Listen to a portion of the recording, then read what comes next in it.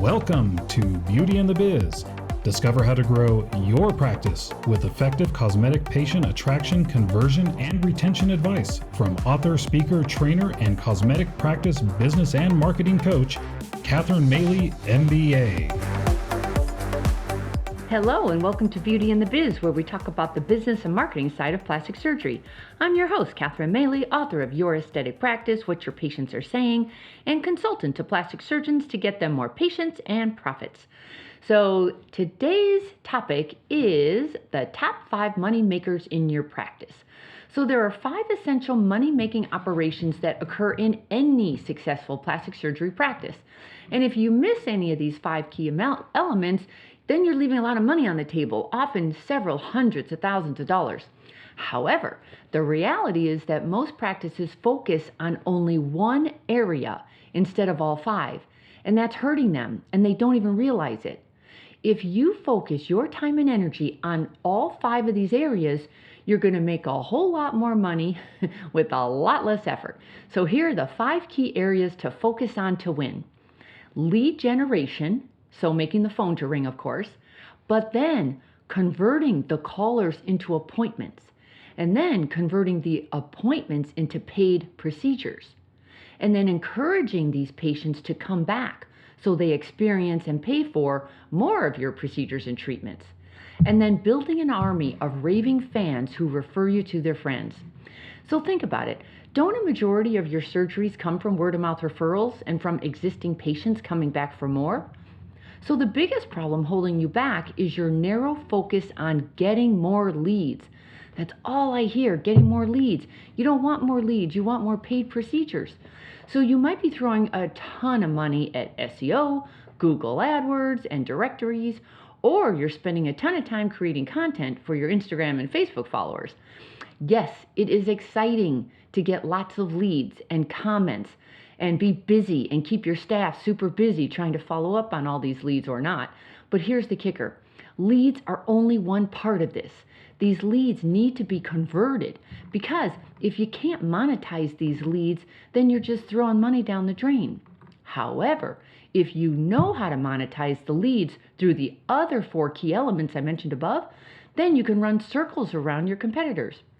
For example, if your competitor's philosophy is to throw money at advertising and get as many leads as possible, but there's no focus on converting and following up on these expensive leads, then they only make, let's say $1,000 on a $1,000 investment, so they break even.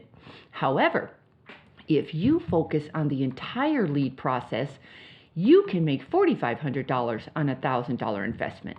So the ROI for him is 100%, while for you, it's 450%. So what do you think your competitor is going to do next?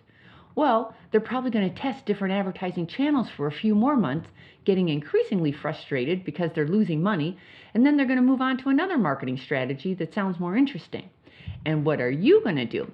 Well, since you're making $4,500 on each $1,000 investment you make on advertising, you'll spend as much money as possible, constantly tracking your results to ensure that you're getting the same return on your investment, and then within a few months you'll dominate your zip code while your competitors are still fiddling around with the next shiny object strategy that comes their way. So do you see how focusing on a plan that includes all 5 money-making operations makes all the difference in your revenues? So before you write off a certain marketing strategy, please look carefully at your lead generation process and results to determine where the breakdown is, since there's a chance it's not what you think. In my over 20 years of experience working with plastic surgeons, I have found most practices don't have a lead problem. They have a converting, follow-up, and retention problem. So to find out for your own practice, get together with your team and ask these questions. How quickly do we respond to these leads? Can our receptionist convert our callers to appointments? Is our coordinator equipped to convert our consultations to paid procedures? Do we have and use a lead follow-up process? Do we have a plan in place to encourage our patients to return, refer, and review? If not, what's that costing us? So attracting new cosmetic patients online has become a big, expensive challenge for surgeons like yourself. So it's time to fight back by having your operations in tip-top shape. So if you need help with your own cosmetic patient attraction plan, let's talk. Or your lead generation process, let's talk for sure. So you just go to CatherineMaley.com to schedule a strategy call with me, and I look forward to speaking with you.